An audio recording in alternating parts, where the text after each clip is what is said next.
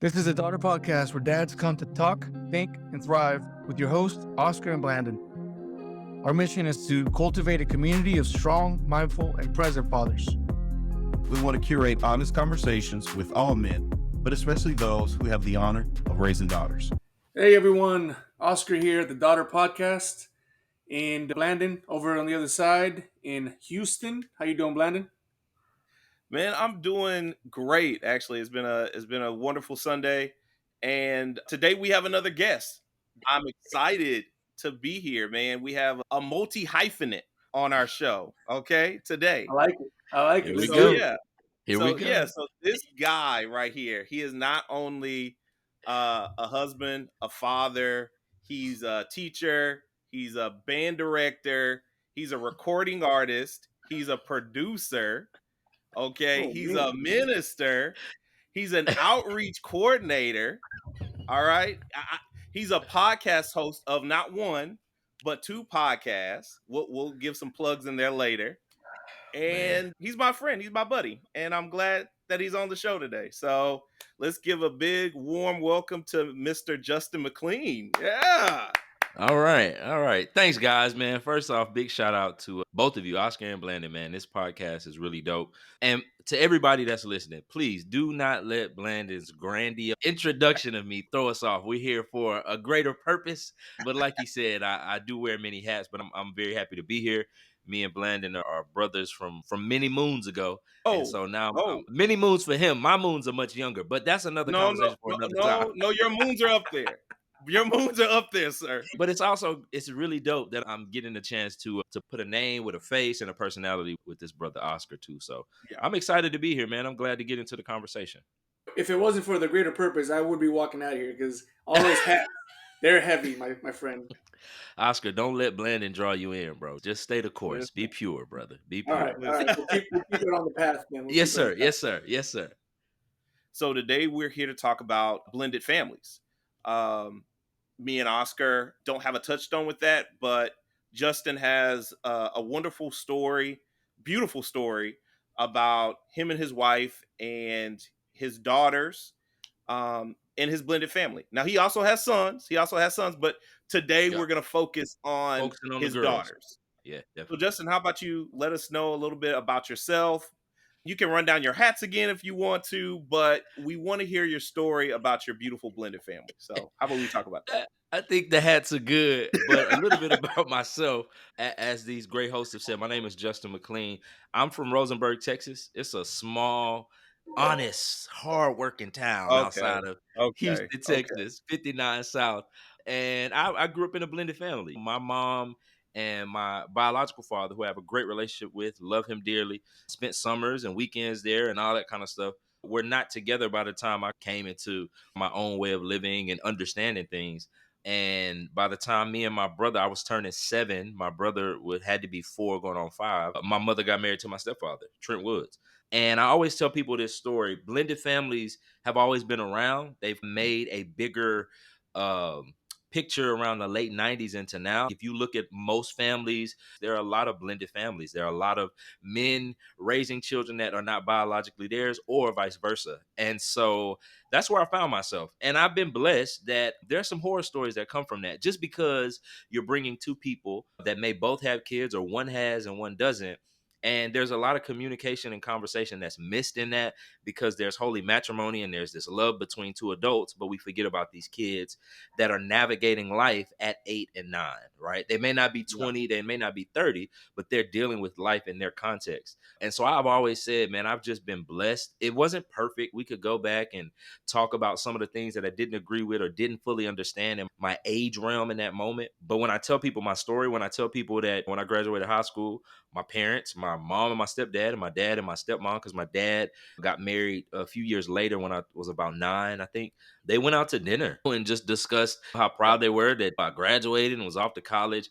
And when I tell people that, they're like, what? How does that even happen? Because majority of people grow up in environments where the dad is at the mom's neck because they didn't work out, or the mom is, your dad was nothing. And I didn't experience that. I can't say that was my story.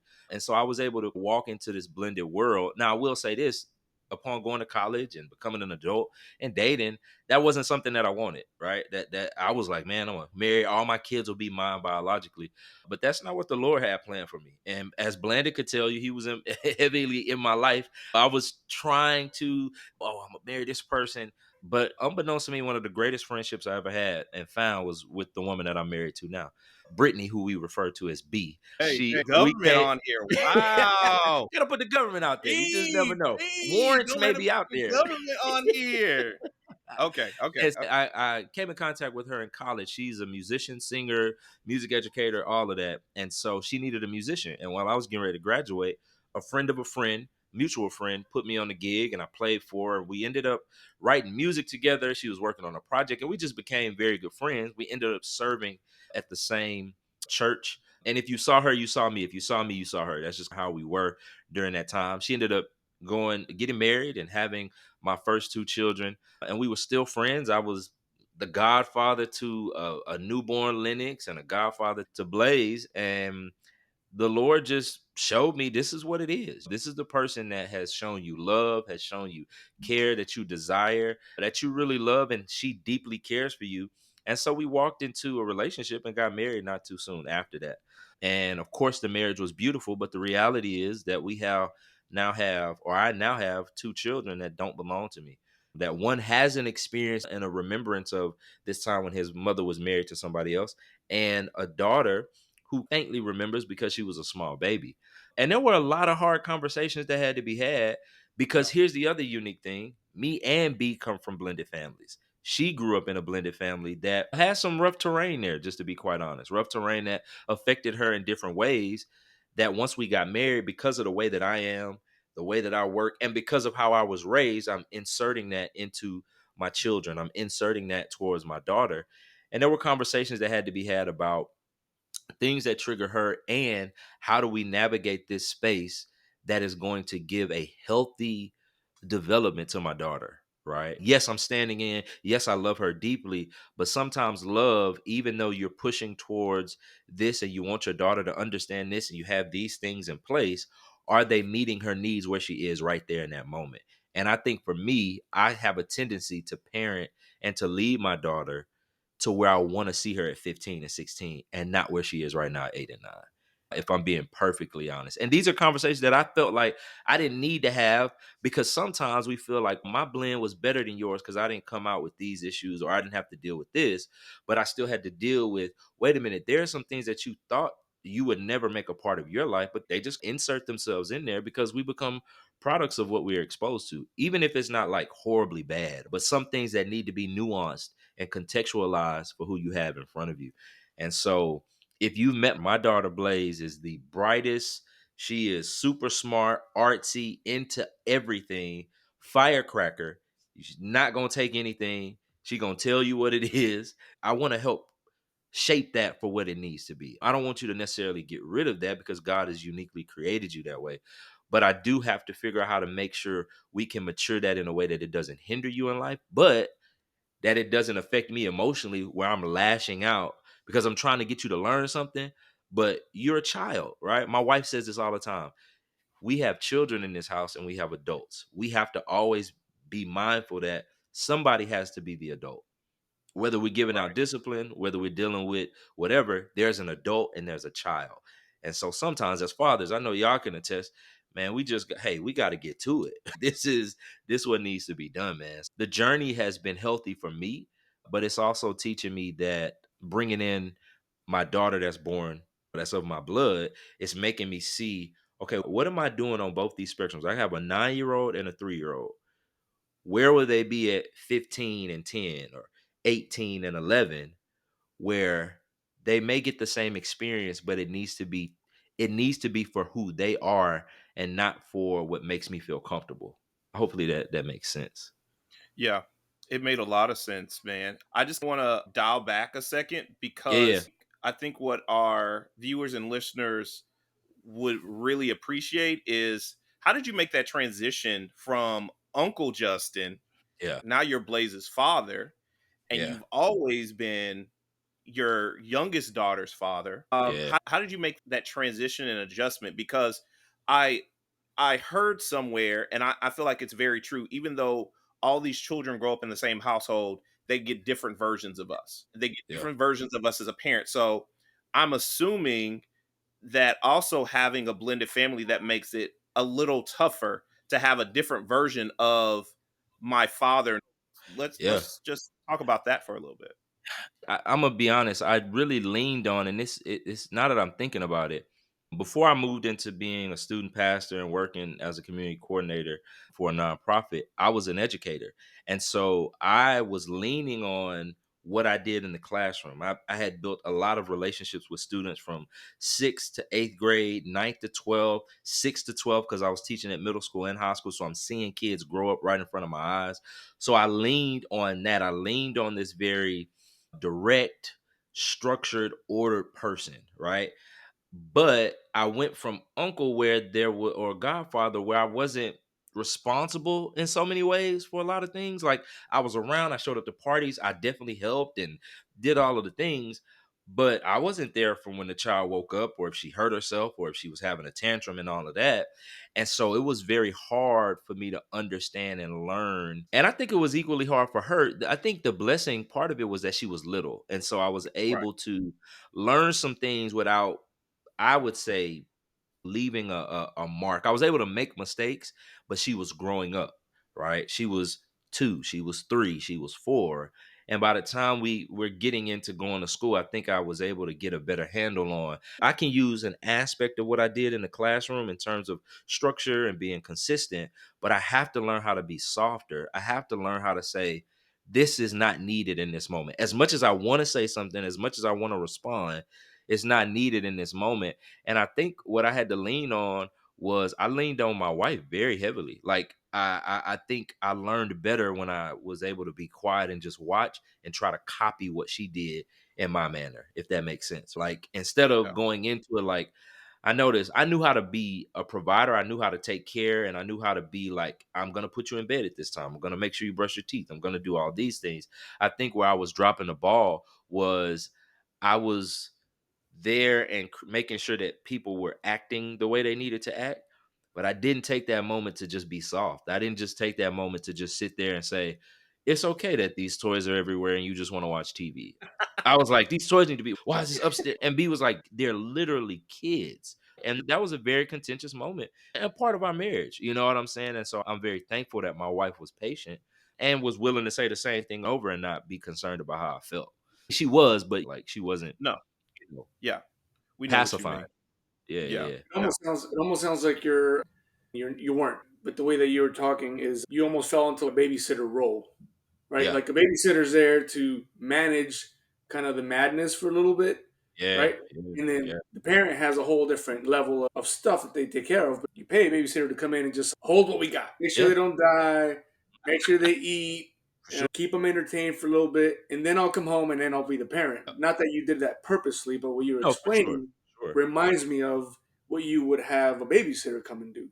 Right? Yeah, Like your mindset may have came in again, not purposefully, but just because I couldn't imagine walking into a situation like that. So yeah, I could maybe for me, I could see myself falling into that role of what do you want me to do with these? Can you just give me some direction? Because again, that's what a babysitter would do, right? Like, all right, tell me what you want me to do with these kids yeah. between the hours of 8 and 10, and then I'll hand them over to you. Yeah, and again, I think being there, there was relationship with both of the kids because I was there. I'd seen them, picking them up, putting them in my car. They knew the things, but I think there is a wide gap between a person that is an extended family that now Yeah. becomes immediate family. And just to be even more honest, right? Like growing up in a blended family, I'm also trying to not replicate things that I might have experienced, but sometimes that just happens just by proxy, right? You because you don't know how to not do that. You do know how to just say, all right, this is what needs to be done. You know what I'm saying? And I also had to understand that respect and relationship are not always together. Like you can have respect and not really have a relationship with somebody. And I think what I wanted relationship, but I didn't know that it's not just only defined by respect. And I was just gonna naturally get that because they already did that. And I think I was trying to fight for something more that was already there. And my wife was like, they already know who you, they already care deeply for you. They just want the same thing in return. You know what I'm Yeah. saying? Yeah. So that's how that worked, man. Like, and still working, to be quite honest. Well, you brought up a good point, and we've talked about it before, where you said it because it's blended family in your background, Yeah. but your background, regardless of who you are, follows. And we Yeah. talked about this. I know how I was raised, and there's several things where I'm like, that's not what, like, these other things I'm not going to do. I stop doing them Yeah. because that's, as you mentioned, that's, I fall back to that because that's all I know. And a phrase that we use, like, you always fall back to the highest level of your training. So Mm. if you train crappy at the time that you need to use it, you're going to fall That's back to default. That's default. Yep. that's Yep. right. Yep. Yeah. And Yep. so I say training because obviously as you're growing up, you're Yeah. being trained, right? And so Mhm. these concepts that we're learning as we're growing up, blended family or not, like I'm telling you, me personally, I find myself doing things that I know I didn't like, and then I'll have this conflict with one of my kids, one of my girls, and then go back and be like, I didn't. That is not what I wanted to do. Yeah. That is 100% not what my intent was. And then I found myself doing it, and then I almost felt myself not being able to stop doing it because I'm already in it. And now I'm reverting. And then it takes us to our last episode, which was reconciliation. Like, all right, Yeah. how do I Yeah. fix this now? Now I did what I didn't want to do and what wasn't very effective. Yeah. And now I need to reconciliate what the kid may be feeling to what I want them to feel. Yeah. No, that's the hard part. And I think the other thing is when you're confronted with, dang, I did this, because in my mind, there's certain things that I appreciated that my stepdad did. But there are other things that I'm like, Right. nah, I'm not rocking with that at all. And then you confront yourself and be like, wait a minute. The very thing that I don't like, that's what I'm always turning to. Right. Because I think the beauty of it is when you come out on the other side and you become an adult and you have children, you realize that there was something that was birthed out of whatever that was done, even if it wasn't properly given to you. And I think what I'm chasing, and hopefully correct me if I'm wrong, what even you may be chasing is a certain outcome that came out in you. But the Yeah. hard part is learning how to take that thing that you don't like and reframe it. But it's easier just to say, I know it'll work. I just need to get the outcome. So it's easy to Yeah. say, hey, I know I get it, yeah, but let me get the outcome, because the outcome is going to actually help you the same way it's helping me in my current age, being successful, being thriving, and all of those things. And so Yeah. that's what I really came to grips with. Is yes, I didn't like how that made me feel. I didn't like how that was done, but who I am, how I made it through college, how I strived in my career, and where I am right now, it finds its genesis in that. You know what I'm saying? So, Right. nah, you right on, spot on. Justin, we have somewhat of a canned question for you, but I think I'm going to Okay. flip it. Yeah. So we typically ask, when were you daughtered? Right. That's our whole conversation here. Yeah. When we get guests on and when we're talking to them. And we always talk about in society and in culture where kids finally feel like their step parent or bonus parent is finally now a parent to them. And it was a commercial. It was like this little girl, and she had her stepfather, and she always called him Bill, right? Mhm. And it wasn't until she graduated from high school, and then on the graduation day in the commercial, she called him Dad. Raised and after Yeah. they had gone through this long journey. So when did you first feel daughtered with your bonus daughter? Then going on with your youngest daughter, when did you get daughtered with her? Man, that's a good question. Think for me, when I think about that question for Blaze, I'm gonna be honest, or I'm gonna talk about it like this. When we got into this house, and I think it probably happened way before, but this is the moment that sticks out in my head. We got Yeah. into this house, and there was a time where I got home from something, and Blaze was up here, and I think she had a bad dream, and she was crying, and she was just very just emotional. And so when I got home, he was like, "You need to go check on your daughter. You need to go check on Blaze." I said, "What's wrong with her?" She was like, "Oh, she had a bad dream and she was crying and shaking." I said, "Naturally, usually that's a mom thing, you know what I'm saying?" And she said, "No, she wanted to talk to you. She needed to talk to you." So I came upstairs and I said, "Hey, what's going on?" So she turned over and told me about the dream. And I said, "Hey, everything's going to be okay, man. You're in a safe place. All is well. If you need me to stand right here before you go back to sleep, I can do that. but I just wanted to come up here and make sure he was all right. She was like, no, I really appreciate that. In that moment, when I walked out of the room, it made me realize that kids are madly in love with their parents, right? Yeah. Like mistakes and all, flaws and all, they are madly in love with you and what you are able to pull out of them. And I think for Blaze, when we are talking, there's this level of jokes and fun, and I'm able to she's very playful. And in that Hmm. moment where I came upstairs and part of me wanted to be like, girl, go to sleep. You know what I'm saying? Right. But Right. it clicked in my head that she didn't want her mother in that moment. She didn't want B to come up there which is perfectly fine, but she purposely called my name. She called for me. She was up. And when I came in the door, B said, she asked for you. And so that just did my heart wonders. And I think it was a confidence builder for me that I'm doing something right. Like I think all three of us, if somebody was like, give us a dissertation on what to do, we would be at a loss for words because you got to come watch. You know what I'm Right. saying? You Because gotta, yeah, yeah. you got to It's come see it in real experiential. It's time. an Oh yeah, it's experiential thing. Like you definitely. have all these ideas about what fatherhood is like, Yeah. and you can write all these theories about it, but it is one of the things that is completely and utterly experiential, right? Hmm. You have to experience being a father in order Yep. to get it. So I totally agree with that. And then the second part is that you're asking, when was I daughtered with Ari? Yeah. Man, Ari turned 3 this year, or last year rather. And so when she turned 3, I feel like I have seen my daughter, both of them, but more so Ari, because she went from like this in the pandemic to now walking. And Right. I feel like every time I wake up, she's getting taller and her hands are getting bigger and her hair's getting longer. And I'm like, why is I don't like that dress. It's showing her stomach. We got it. And my wife's a 3. I'm like, yeah, just people out here. You know what I'm saying? You're But right. I Crazy. think, for real, for real. But when she turned 3, there is this thing that happens when I come home. Now, all of the kids, they come down and they all that kind of stuff. Ari will come to me and say, hey, Dad, how was your day? What did you do? And these are on days where I really don't even feel like I'm trying to get in. I got to get to a meeting. I need to check an Right. email. But she is going to be adamant about coming up to me. And in the moment, it can be very bothersome because you're just trying to go do something. You just getting in. I don't know about y'all, but I sit in my parking lot for a good 2 to 3 minutes before I walk into the house to gather my thoughts. And so when I come in, Gather 'em. yeah, I gotta gather them, Doc.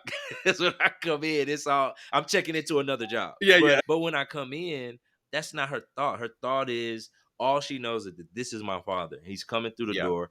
I'm gonna ask him what he's doing. And to me, my kids are always wanting to, especially Ari.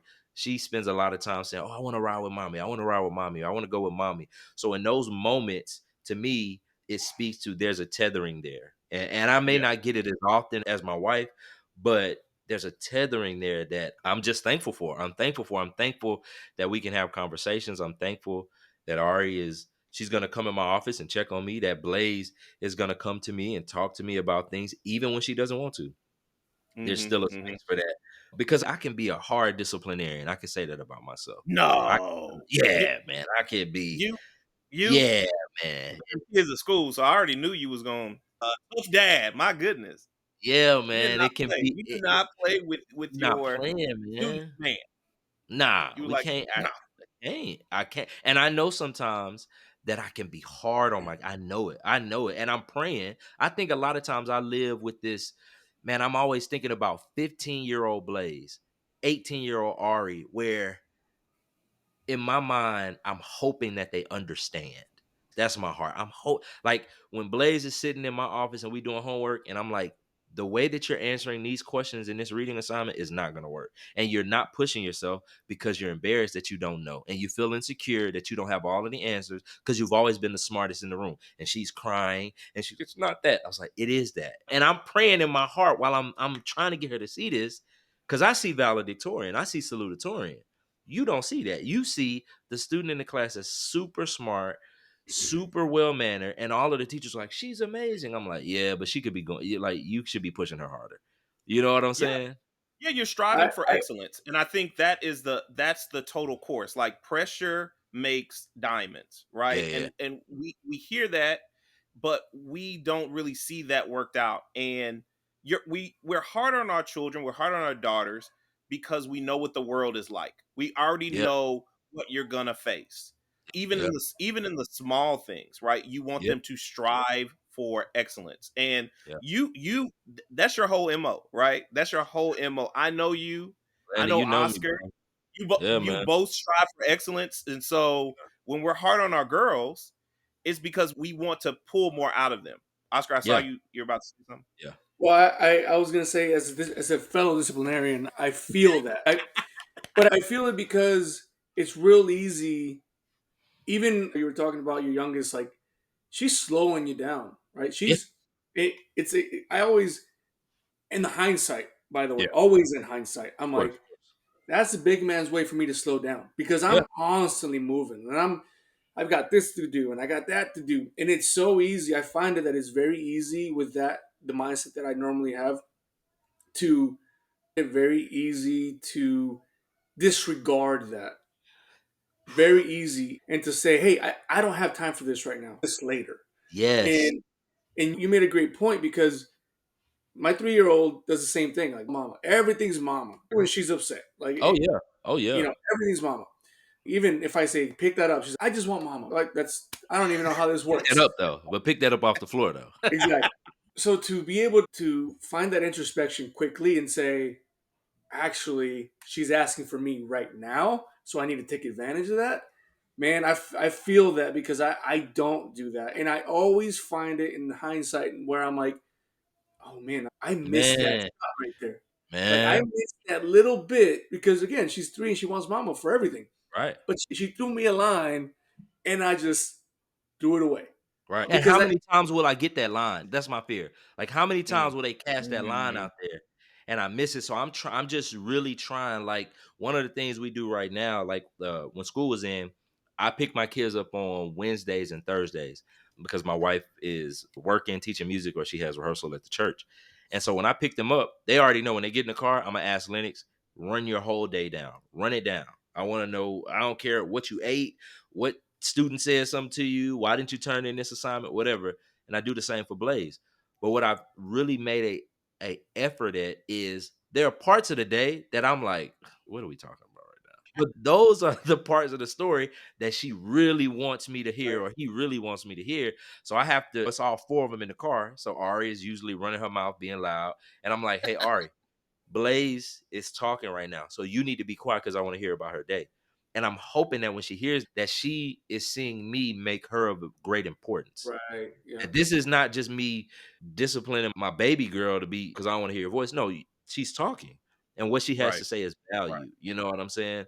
And yeah, but yeah, Oscar, I man, I think about a lot of things. Like even now, I'm just thinking about, I'm very adamant. We are in this season of learning how to keep our spaces clean. I'm just like, y'all, we listen, I cannot be the maid in the house that I pay for. That's just can't, that's just not how that's supposed to work. And but I'm even thinking, my wife is like, hey, we have a busy week throughout the week. We have a lot of things going on. How about we are gracious during the week? We spend the week and say, you know what? That's cool. Yeah. Even on the inside of me, I'm like, but they could still keep the house clean Monday through Sunday. Right. But Right. okay, go off. I'm gonna let you Go. have it. But I've learned, okay, Blaze is gonna do, if I ask her to do something, she gonna get it done. But there are moments where I'm trying to figure out, what am I asking too much of right now? Am I impressing a lot on her that's causing her to just be like, okay, it's one thing after another. You want me to do this? Are there moments when I be like, need to just say, hey, let's chill. I'm gonna give us, hey, we're just gonna hang out for the next few hours.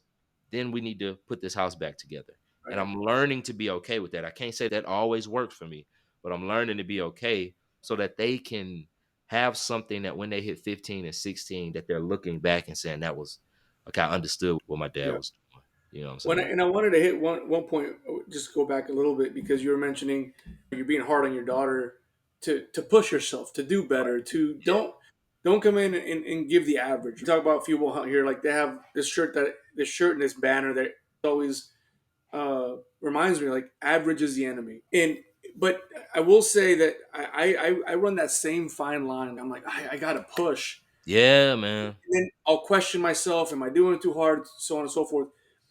Jordan Peterson was in one of his talks or Yeah. an interview. I don't know where, but he mentioned like very quickly we are quick to tell our kids you're just fine the way you are, and he says that's ridiculous.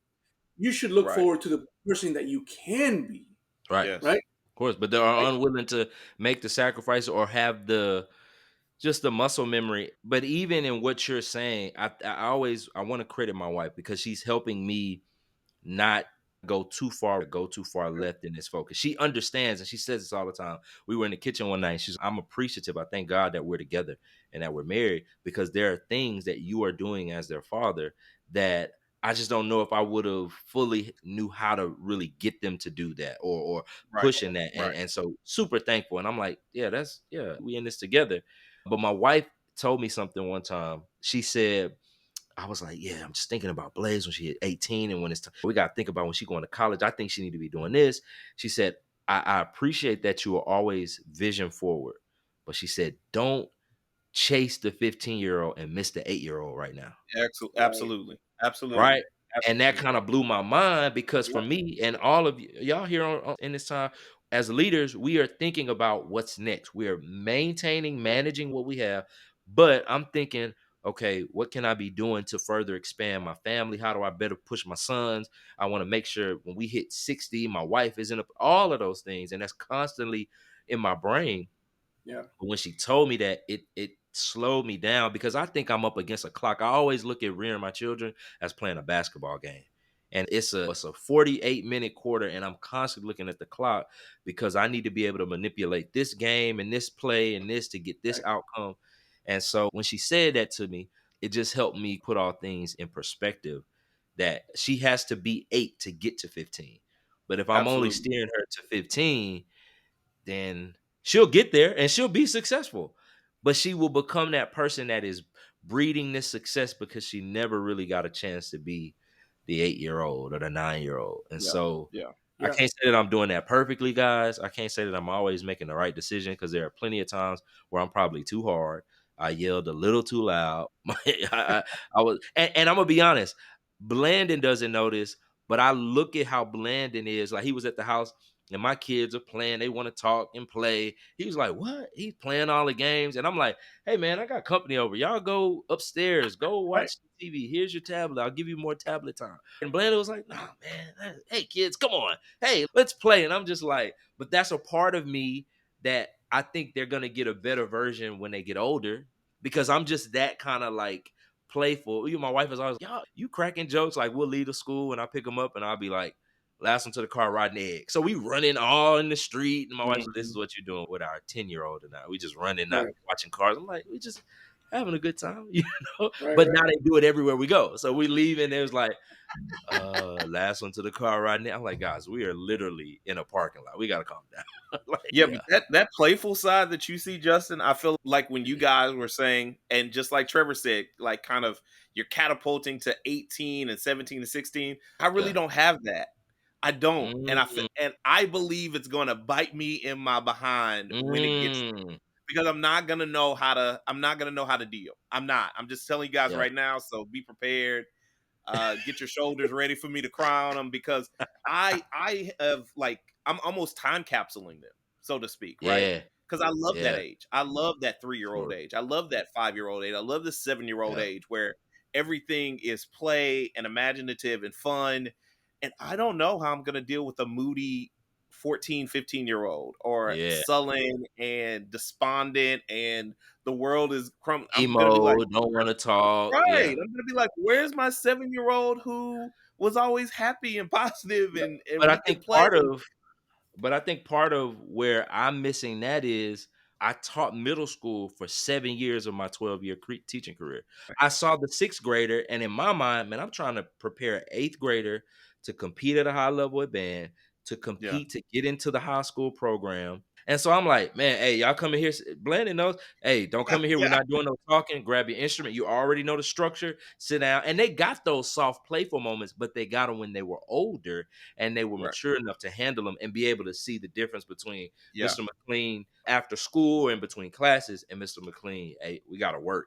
And so Yeah. I'm working backwards. I'm trying to get to Yeah. where Blandon is, because I know that part of me is there. And my wife is Yeah. like, Blandon, she's looking at them and they're getting so big, babe. I just I'm don't know. I'm telling like, you. girl, what are you talking about? Calm down. Well, here's the thing. It's a double-edged sword. Like, we're looking to the future, so we're Yeah. missing the present. You're in the present, and you're Yeah. not thinking about the future, so the future Right. tends to punch you in the mouth.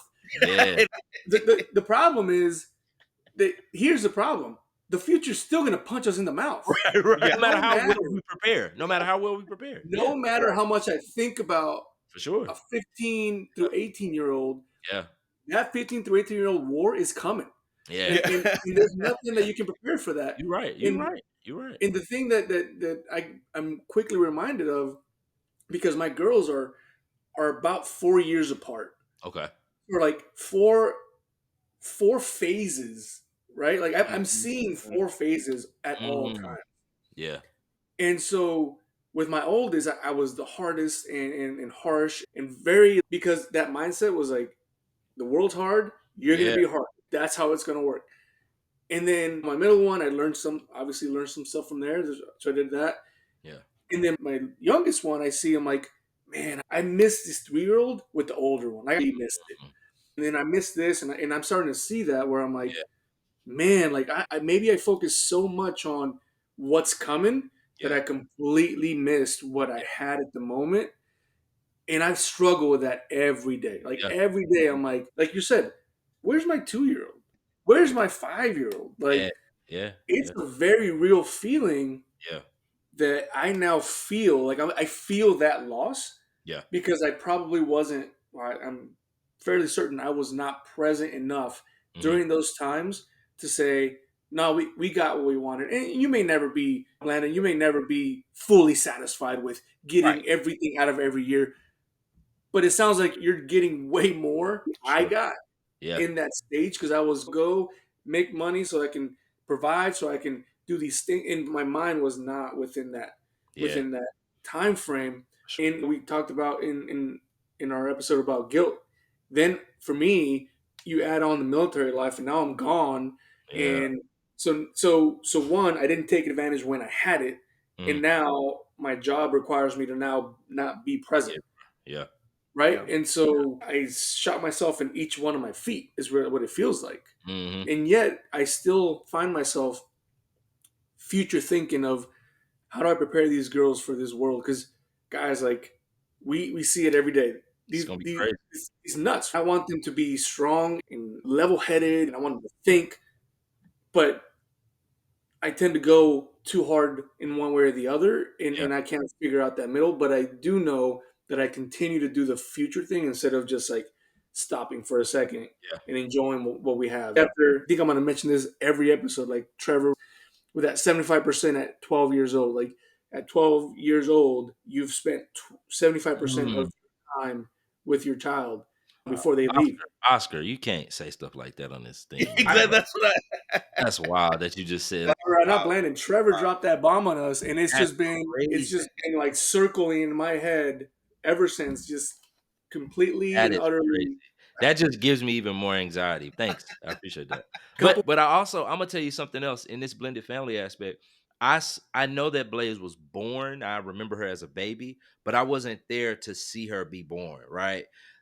Ari, I'm there. I'm going down Yeah. to yeah, I'm doing all of the things. I'm at the doctor's appointment. So there's Yeah.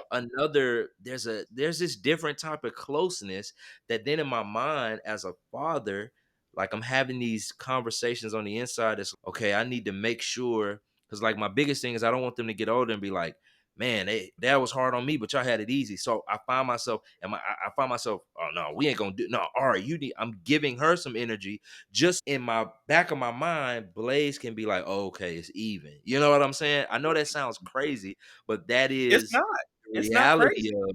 of a blended family. That I don't want my Because I think me and my brother have a conversation about that with my baby brother, and it's not no fault of his, right? But we talk about trivial things like growing up. I remember on the weekends, every 2 weeks, I'm cutting the front yard. I had to cut I used to go, we went from us picking the weeds and clearing out the flower bed in the front yard to then I was old enough to then start cutting the backyard. Then once I got the backyard down, I had to show my baby brother how to cut the backyard, and then I was cutting the front yard. Right? We switched washing dishes. 1 week was him. When I went off to college and I'm coming home, my baby brother, I was like, man, you don't be cutting the yard? No, we got a crew. They got people that they pay to do that. We never touched the dishwasher. It was like in the black house, the dishwasher was just there for design. You It not was a which I drying rack. It was a oh drying my rack. Go ahead and god. say what it was. And Drying and rack. the rationale was like, we don't need to use that dishwasher. We use way more water doing that than washing it in the sink. Who told you that, mama? What water company came and said there is physically and no, you just and so I'm coming home. I'm like, man, this kitchen sure is clean. No, I just put in the dishwasher, bro. I don't be washing no dishes. And now we look at that and we laugh on it now, but in Right. reality, I don't want that to be I want everybody to say, I went through the school of hard knocks with pops. You know what I'm saying? Like we all got the same, you know what I'm saying? Because I also think that's a level of love. Like we don't really know. Like I want them to know, like, no, I got the same love. We all got the same love, different, right? But it was the same branding of what it was. And so I find myself in that prison at times too, where I'm trying to equalize everything for everybody. So Well, I don't I think it's important to. My question to that yeah, is, I've learned because I growing up, I was not in a blended family, but I yeah. grew up. I was the oldest, and then I had my sister and my two younger brothers. Mhm. And as I grew up and started seeing more of the picture, I would notice that, hey, why didn't he get what I was getting? I think now being a dad of three, I want to believe that it's because of the learning process, right? Like I Sure. was harder on my oldest. I've learned that my middle, I don't have to be as hard on, but I do have to maybe maneuver differently with her. And we talked about Mhm. that before, man. And then my little one, she's three, so she's nuts. So that the maneuvering doesn't really work with her. She's just three, right? And so Literally, that's it. They're 3. just learning how to step around that whole thing. But what I'm saying is, it's hard enough with three girls that are mine, right? Mhm. Because my oldest will be like, why didn't she have to do that? And Right. here's my thing, and this could be this you could disagree with this, and I think a lot of people do. I don't create equality in the house. There's no equality here. I don't think There's that's a real thing, to be there's quite honest. I think there's equity, for right? sure, for sure. Yeah. And I'm straight up with the girls. I'm like, they'll be like, that's not fair. I'm like, yeah, absolutely, it's not fair. Right. Your older sister gets a little bit more privileges than you do. You're 8, right? Like, That's why doesn't work. I tried telling that to a 3-year-old who's seeing me say, "No, Blaze is gonna be." That's not fair. You're 3. It's not. Go upstairs if you don't like it. Exactly. So I have no problem. We're not. There's no equality here, For right? sure. Not everybody's not working equal things. You're able to do these things. She's not able to do these things. It's not equal, Yeah. right? But Mhm. the work, the effort that you all are giving to our family is Yeah. equitable. You're giving in to the family because that's what we do as a team, right? So Right. it's hard enough to do that with where I had I saw all my girls be born, and I have what I believe to be a connection relatively the same with all of them. I can't imagine doing that. Honestly, can't imagine how. I guess I shouldn't say couldn't imagine doing that. I can't imagine how I would Yeah. then translate that to a blended environment where now I took in another daughter Yeah. that I did not see born, that wasn't mine, and not because I don't think I could provide the same type of love to her, but at the same time, I don't know that I could because I don't know that side. So I think Right. that dynamic throws a whole different wrench in there because now you have that Yeah. potential perception, Yeah. right? You're easier on her Right. because she's your daughter. I'm adopted, for Right. example, Yeah. right? Like I could see that. Like Yeah. I think if that happened to me, I'd just be like, I actually don't know how to answer that question. That dynamic, I don't know. Like, how do Yeah. you maneuver through that dynamic? I'm gonna say it's 2 things, Oscar. So remember, I've known B forever, or as far as our friendship is gone. And so though I wasn't in the birthing process and go through all the doctor visits, I remember Blaze as a baby. But I do think I believe God is sovereign. I believe that there are no things that happen by accident. So, me uniquely being there as she is going from new birth to Mm, toddler creates that level of tethering. But when I hear B say, "Hey, we're pregnant and we're having a girl," I'm there from start to there. right, And right. so what I try to do is be reminded that when we really look at it, if you know the backstory, at the time that B is separated and going through a divorce and all that kind of stuff, Blaze is still a very little girl. And so her recollection has always been Mm, me being around. I'm sure there's some memory, and obviously they visit their dad and things like that, but that's just been me. I've had to take that barrier out of my mind that sometimes we mm, can create and say, the Lord is literally saying, yes, obviously you were there from the inception and all that kind of stuff, but by my grace, you really started at the same point. So that's been a healthy reminder. Once again, this is my wife reminding me that yes, there are some small nuances, but you have this same. She always said, "Blazes, you're all that she knows." Yeah, she right. knows that because she's come older and she's asked her brother, and they go, "But you're all that she knows." So Yeah. that's the starting point. And so I have to not let my mind play tricks on me. That's why I'm glad you said that whole idea of thinking and being and like understanding, because sometimes your mind can play tricks on you and you Oh can yeah, feel like, but it's really not even that because that kid doesn't remember that. She yeah. knows we stayed in this house, he was there. We bought this house, he was there. When I fell off my bike, he was there. When I threw up in my bed, you know what I'm saying? All of these Mhm, mhm. small things, which throwing up, clean up, throw up is wild. It's a part of the job. Wild. You know Yeah, what I'm yeah. saying? It's especially like me and my wife. She was like, "I think one of them threw up. I get nauseous." I was like, "I bet one of them threw up." She, I'm like, "Okay, you just Yeah. go down. I'll clear all this out." But no, that's a good question. I think I have to commit to myself to saying I'm here. Like these are my daughters. Yes, when you look at the paperwork, it's Deloach McLean. Right. Yeah, but these Yeah. are my daughters. Like Yeah.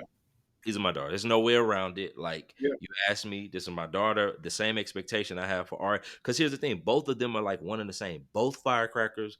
Both will tear your house up. Both will tell you about yourself. Very bright. They both speak for their brothers. If Blaze is with Lennox when they were growing up, she was like, "Hi, my name's Blaze, and this is my brother Lennox." We stop speaking for him. You know what I'm saying? Ari does the same thing. "Hi, I'm Ari. I'm Tree, and this is my brother Cairo. He's 5." I have these big personalities, and my sons are very chill, docile, and cool. But yeah, it's just man, I'm just like you're gonna need. And part of me saying I'm a disciplinarian is like the man that comes to my home that says I'm interested in you has got to be somebody that is no frills. Cause if not, you gon' good luck and Godspeed. You know what I'm saying? So Right. 100%. yeah. So So on that future talk, what I guess my last question for you, Justin, in this is what is the legacy that you would want to leave behind for your daughters? And have to be so I don't know, so grand, but is there like a feeling? Is there because you wear many hats? That's what I'm saying. When you're multifaceted, multi-hyphenated individual, yeah. like there are so many. Would you want them to know you for music or preaching or outreach or there's just a lot of things you have Yeah. going on. So Yeah. what is that, I guess, that one legacy or that one thing that you would want your daughters to have of you? I want man, y'all ask really good questions. And I wish I would have sent these over before, but knowing Blandon, he's not gonna do that. I want you So to think in real life. Think in real life, real time. so here's what I really want. Outside of all of the things that I do that I think makes them very proud that they can say that my dad does this and he does these things and this is cool. I want to leave a legacy of consistency. Good. That's what I want. I want them to be able to remember he was there. He was there. Like one of the things they always say is B has always made a joke about when I'm not here or when I'm traveling. They be like, "Man, he gonna go to work. He got to work. He gonna go do things. He gonna be back, but he gonna come back." You know what I'm saying? Yeah. And I just want that to live in their minds. I want them to know that every time they come in this house, even to the point where I'm like, we're in this season of learning how to clean and being more consistent. Hey, what do we do when we finish eating? We wipe our ears, we sweep, we make sure we put things away. I'm gonna do that. Hey, have we cleaned up? Y'all know we know you coming up here. I'm gonna come up there and check. You know what I'm saying? When we get home from school, you have your 30 minutes cool down. Blaze, Linux, you're in the office. We're getting our homework out. I'm there. Like, I want them to have that in their brain so much that it begins to define everything that they judge by. Is this consistent? Is this person like doing what they said they're going to do? So that's what I pray. That's what I hope, is that when me and my wife are empty nesters, that they have learned how to be consistent people of like, they just do the same not the same things, but they do the things over and try to get better. The person of routine, that's what I'm praying that they get from me, man. Consistency in whatever. I was consistent in discipline. I was consistent in apologizing and saying, hey, how can I do this better? There are ways that I could consistent in saying, hey, I feel myself getting upset or angry. I want to know what has happened so we can talk through this. I want them to see consistency. I'm a person of routine. My wife said this all the time. Yes, you are. My God. You go to work, go to church, come home. Go to work, go to church, come home. That's me. That's me. Yeah, I told you we know it, Justin. If you go to Chili's, you're gonna get the same order, okay? All right. We know what you're gonna get. We getting this Cajun pasta, all right? Listen, we know we no get. If we tomatoes, go to Luby's with you, we getting the same. I'm getting fish. The same. Come on. Let me get that Luann. Ain't no sense, no need to change it up. When I go to Old Navy and when I buy my clothes, it may be up to the style of what it is of current, but it's gonna be the same thing, man. And so that's what I want my kids to know, that I'm consistent, because I love them deeply, and I'm here. I want to be here every day. When you come downstairs, you need to expect to see me. I want them to know that I'm so consistent that when I hear a door, who is that? Who in the kitchen? What y'all doing? Why are you eating the snack? What do you need? What are you doing? Why are you doing? Like, before we started this, my son like poured a bowl of, but when we came home from church, he wasn't really hungry when we were eating, and he took a nap. He went upstairs. I'm like, what are you doing? He was like, oh, I was making a snack. You didn't even eat any. Like, how are you having a snack, but you didn't eat to have a? I was like, man, put that away. I literally made him a plate of food. I was like, eat all of this. Then we'll talk about a snack. Like, but that's the craziness in my house. But no, consistency, bro. That's what I want them to remember. You are a consistent person, and that is what I love and appreciate about you. Ever since I've met you, you have been consistent. That's over a decade. Since we've known each other. Man. So I'm trying. Yeah. I'm an old man at heart, man. I am old. You really are. You really are. Yeah. You really are. Plan to be like, hey, man, you want to do something? I was like, man, we could just sit at the house, man. No need to. It's free. You know, Blandon, he a socialite, so he want to go do the thing. He want to go to the bar, and hey, I found this real swanky spot. Yeah, no. Well, to my house. Let's be swanky. You owe me 2 swanky spots, by the way. I do. I'm in the hole, man. Oscar, I'm in the hole, brother. And I knew he was doing this to me because he was like, oh, man, don't worry about it. Come to your house. I was like, wait a minute. I was like, he just got me. He's a grudge holder for sure. Yes, I am. You know it. Listen, man, Justin, this has been awesome. I can't tell you how much we appreciate your time. People spending time with us here at the Daughter Podcast is truly gold, because I'm learning, even just in the thinking process with you and with Blandon.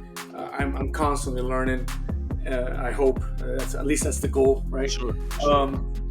So thank you so much for coming on here, for giving us your thoughts, dropping some wisdom on us, and giving us some of you really through the podcast. It's greatly appreciated. And I feel very confident that our listeners will also take away from this. This is something that Glenn and I couldn't necessarily touch on, as I mentioned.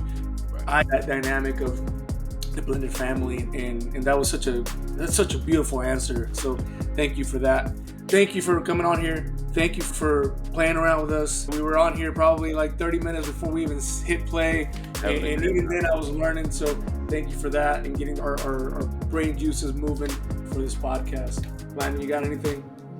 Yeah, man. Again, Justin, thank you for spending your time here. I know you are a busy guy, multifaceted, multi-hyphenated. Here we go. I'm going to blow you up every time. Every time I'm going to give you some gas. So come on, Justin, tell us where we can hear more from you. Give us your social media handles, do all the things for us. Okay, first off, man, I really want to say thank y'all, man, for real.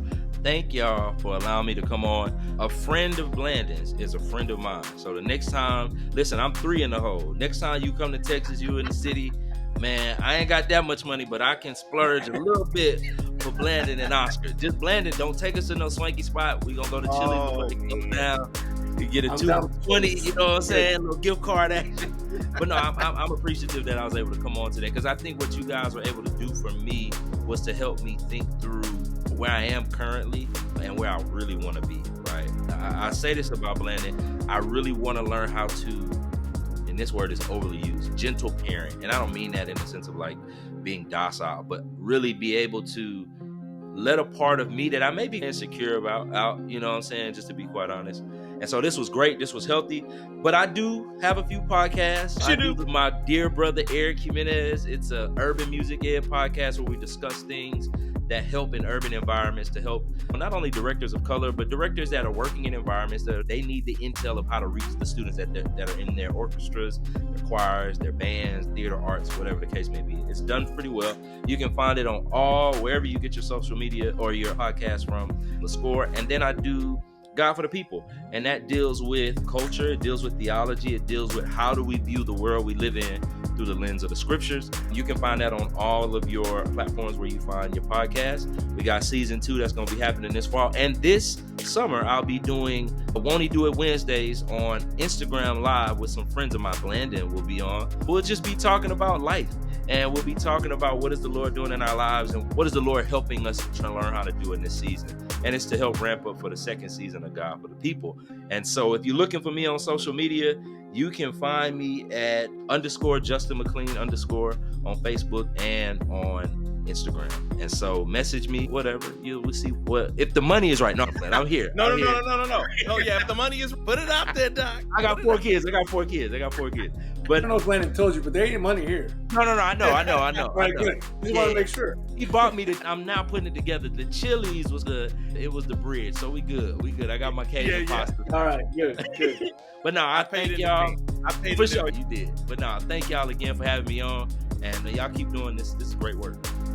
Thanks, Justin. We're going to put your podcast links in the show notes for people to click on there and get over to you. Again, for everyone out there listening, thanks for spending time with us. Hopefully you took something out of this podcast. I know I did. Landon, we're picking up little bits and pieces from everything that we're doing. Have the conversation with us. If you have any questions, comments, or if you have topics that we have not covered and you'd like to cover, please send those to conversations@daughterpodcast.com. You can find the Daughter Podcast on all your social media stuff at Daughter Podcast. So come find us, have conversations with us there, and connect with us. And in the meantime, I'm going to go take back these lessons and try to implement some of these into my life. Hopefully you guys can all do that. So from the Daughter Podcast, I'm Oscar, Landon on the other side in Houston, as well as Mr. Justin in Houston. Thank you all for listening. Thank you all for being with us. Until the next time.